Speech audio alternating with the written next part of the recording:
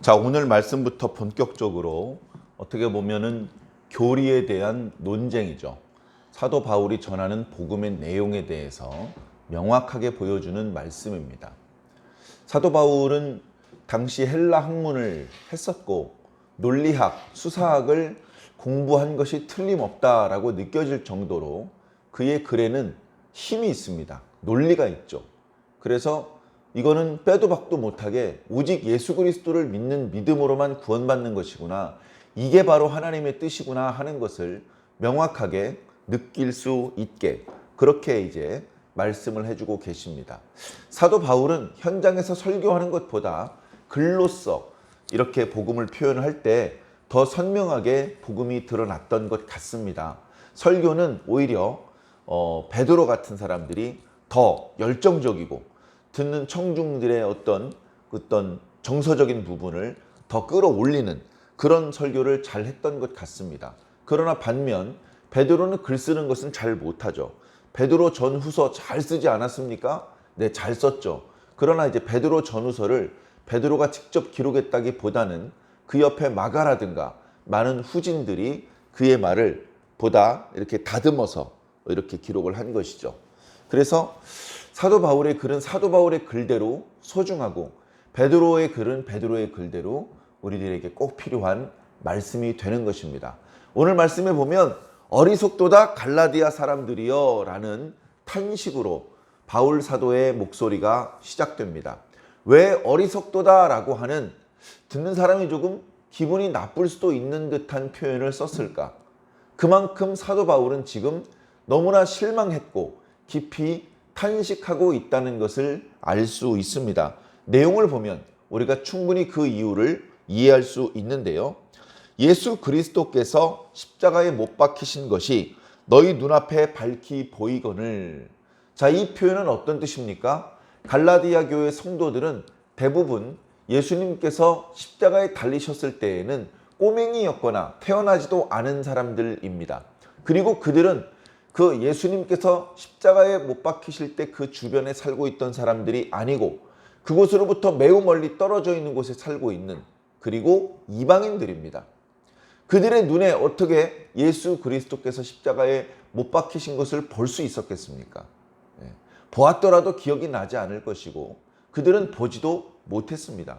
그럼에도 불구하고 사도 바울은 예수 그리스도께서 십자가에 못 박히신 것이 너희 눈앞에 밝히 보이거늘 이라고 힘주어 말했던 것은 바로 사도 바울이 그들과 함께 있으면서 전파했던 예수 그리스도와 십자가의 복음에 대한 말씀입니다. 내가 너희와 함께 있으면서 그렇게 여러 번 예수 그리스도에 대하여서 십자가에 대하여서 가르쳐 주었는데 너희들이 그 내용을 너무나 자주 들어서 정확하게 알고 있음에도 불구하고 어떻게 다시 율법을 행하는 방법으로 돌아간단 말이냐, 이 얼마나 어리석은 일이냐 하면서 탄식하고 있는 것입니다.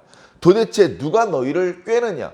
그러니까 꾀는 놈도 잘못한 것이고, 그죠? 왜 꾀겠습니까? 잘 모르니까, 오해했으니까 꾀인 것이고, 그리고 역시 제대로 알지 못했기 때문에 꾀임에 넘어간 것이죠.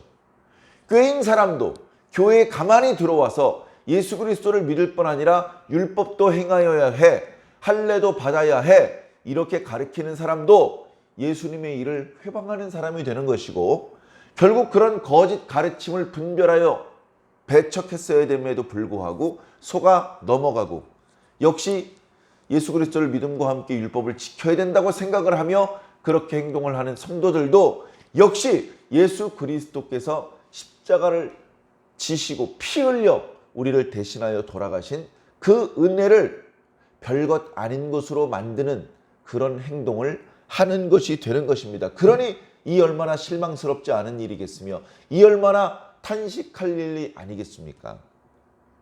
내가 너희에게 다만 이것을 말하고자 한다. 여러 말 할 것 없다. 너희들이 지금 상태가 이미 꾀임에 넘어갔어. 내 말조차 믿지 않으려고 하고 나조차 사도라고 신뢰하지 않고 있으니 내 딱 한 가지만 얘기하겠다. 요거 하나만 따져봐라. 내 말이 맞는지 안 맞는지 이거 하나만 따져봐라. 너희들이 성령을 받은 것이 율법을 행함으로 받은 것이냐, 듣고 믿음으로 받은 것이냐? 요거 하나만 따져봐라. 할 말이 없죠? 그들은 사도 바울을 통해서 복음을 들었을 때 율법의 율자도 모르던 사람들입니다. 율법이 있는지도 몰랐고 율법을 지킨 적도 없었고 그런데도 성령을 받았단 말입니다. 그들 중에서 방언을 받았고 그들 중에서 환상을 보았고 그들 중에서 통역을 했고 놀라운 성령의 역사들을 그들은 체험을 했습니다.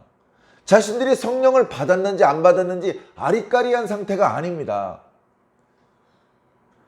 초대교회 때는 더 강력하게 성령께서 역사하셨기 때문에 이방인들이라 할지라도 야, 이거는 우연히 발생할 수 있는 현상이 아니야.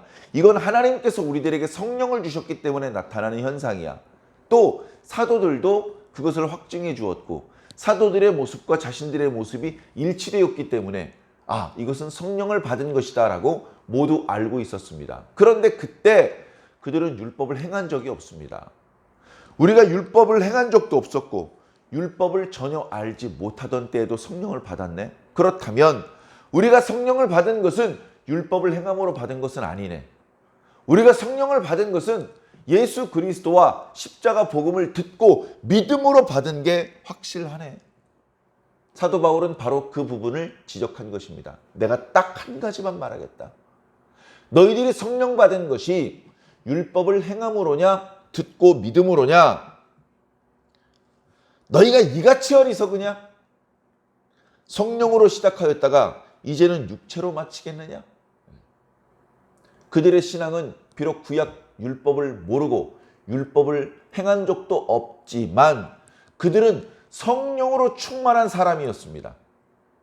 그런데 그 성령으로 하나님의 백성이 된 단계에서 육체로 하나님의 백성이 되는 단계로 스스로 다운그레이드 하려느냐? 너희가 이 정도로 어리석은 존재들이었느냐? 바울이 확신에 차서 탄식하며 책망하고 있는 것이죠. 너희가 이같이 많은 괴로움을 헛되이 받았느냐? 야, 너희들 성령 받고 예수 그리스도 믿는 믿음 안에서 너희들이 환난까지 견뎠잖아. 그렇게 희생을 치러가면서 비싼 대가를 치러가면서 예수 신앙을 지키면서 여기까지 왔는데 이제 와서 육체로 돌아간다고? 뭐하러 핍박을 받은 거야? 그렇게 얘기를 하는 것이죠. 5절에 너희에게 성령을 주시고 너희 가운데서 능력을 행하시는 이의 일이, 그렇죠? 이건 하나님의 일이고 예수님의 일이죠. 그것은 율법의 행위에서 난 것이냐? 너희들이 듣고 믿었기 때문이냐? 자, 이 질문에 대한 답은요. 사실은 갈라디아서 2장 16절에 이미 나타나 있습니다. 갈라디아서 2장 16절을 길지만 한번 읽어보겠습니다. 사람이 의롭게 되는 것은 율법의 행위로 말미암음이 아니요 오직 예수 그리스도를 믿음으로 말미암는 줄을 우리도 그리스도 예수를 알므로 우리도 그리스도 예수를 믿나니 이는 우리가 율법의 행위로서가 아니고 그리스도를 믿음으로써 의롭다함을 얻으려 함이라. 율법의 행위로서는 의롭다함을 얻을 육체가 없느니라. 율법의 행위로서 얻는 것이냐? 듣고 믿음으로써 얻는 것이냐? 듣고 믿음으로써 얻는 것이다. 무엇을? 2장 말씀에는 의롭다 하심을, 3장 말씀에는 성령 받음에 대해서 말씀하고 있습니다. 갈라디아서 전체가 한 4장 말씀까지는 의롭다 하심을 얻는 이야기로 설명을 해주고 있습니다. 그리고 그 뒤에 5장 이후에는 성령을 받는 이야기로 설명을 해주고 있습니다. 그런데 이 둘이 같은 것이란 말입니다. 우린 몰라요. 하나님께서 우리를 의롭다고 여겨주시는지 안 여겨주시는지 그걸 어떻게 알 수가 있습니까? 그러나 너희가 성령을 받았다면 하나님 앞에 의롭다 하심을 얻은 것이다. 그 두 가지가 연결되어서 설명을 하는 것입니다. 왜냐하면 둘 다 율법을 행함으로 얻는 것이 아니고 듣고 믿음으로 얻는 것이기 때문에 그렇습니다. 율법을 행함으로 성령 받은 것이 아니고 듣고 믿음으로 성령을 받은 것이라면 그렇다면 역시 의롭다 하심을 얻는 것도 율법을 행함으로 얻는 게 아니고 듣고 믿음으로 얻는 것이다. 에이, 그 너무 좀 지나친 해석 아닙니까? 그런 얘기는 한 번도 들어본 적이 없는데요. 아브라함 얘기도 못 들어봤냐? 아브라함은 알죠. 아브라함이 언제 율법 행해서 의롭다 하심을 얻었어? 야, 생각해봐. 아브라함 때에는 레위 지파도 없었고 모세도 없었어. 그때 무슨 율법이 있었어? 아브라함이 언제 율법을 지켰어? 그런데 아브라함은 이미 하나님 앞에 의롭다 하심을 얻었잖아. 창세기 15장 6절 안 읽어봤니? 그가 하나님을 믿음에 하나님께서 이것을 그로 의롭다 하심을 여기셨느니라 라고 기록했잖아.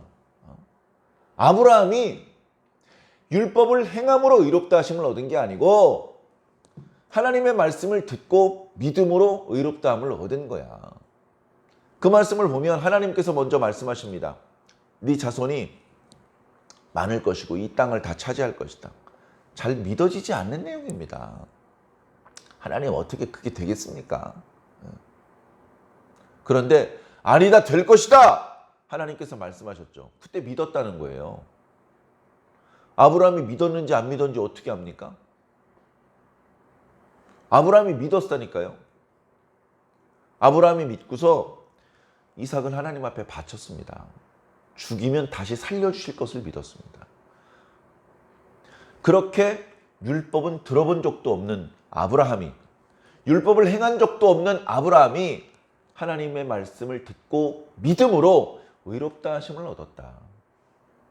마찬가지로 말씀을 듣고 믿는 자들은 모두 아브라함의 자손이 되는 것이다.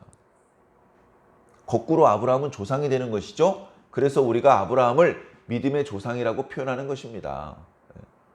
믿음으로 의롭다 하심을 얻은 사람으로는 아브라함이 먼저다. 우리보다.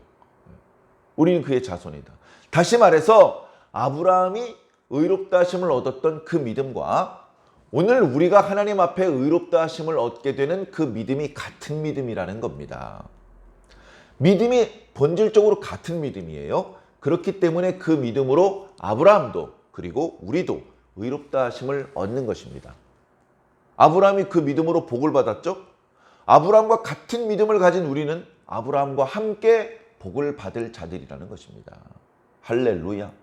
우리가 사실 무슨 복 받을 만한 자격이 있습니까? 공로가 있습니까? 과거에 죄인이었고 지금도 죄를 멈추지 못하고 있는,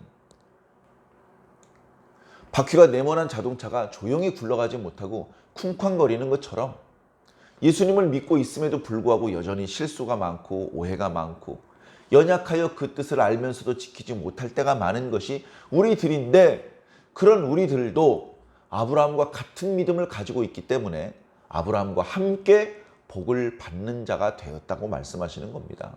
할렐루야. 얼마나 감사하지 않습니까? 사랑하는 성도 여러분, 이 소중한 믿음의 복음을 어찌 버리고 다시 행함으로 돌아가려고 하십니까? 물론 율법을 행하는 것은 바람직한 일입니다.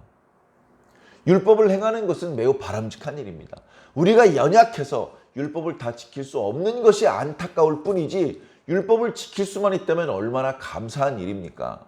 그러나 그럼에도 불구하고 우리가 구원받는 것은 율법을 열심히 지키려고 노력했기 때문에, 율법의 상당 부분을 지켰기 때문에 받는 것이 아니라는 것입니다. 우리가 구원을 받는 것은 오직 하나님의 은혜입니다. 오직 예수 그리스도의 은혜로 구원받은 것입니다. 그리고 그것을 믿었기 때문에 구원받은 것입니다. 사랑하는 성도 여러분, 우리가 율법을 지키는 순간 우리 스스로의 능력으로 구원을 쟁취한 것이 아니고, 우리 힘으로는 아무리 발버둥 치고 지랄 발광을 해도 얻을 수 없는 그 구원을 예수 그리스도께서 십자가에서 죽으시는 순간 우리에게 주시는 겁니다. 그 구원을 믿는 자가 얻어가는 것이니 사랑하는 성도 여러분, 예수 복음 의심 없이 믿으시기 바랍니다. 그리고 그 믿음을 바탕으로 예수 그리스도 안에서 순종할 수 있는 저와 여러분들이 되시기를 바랍니다.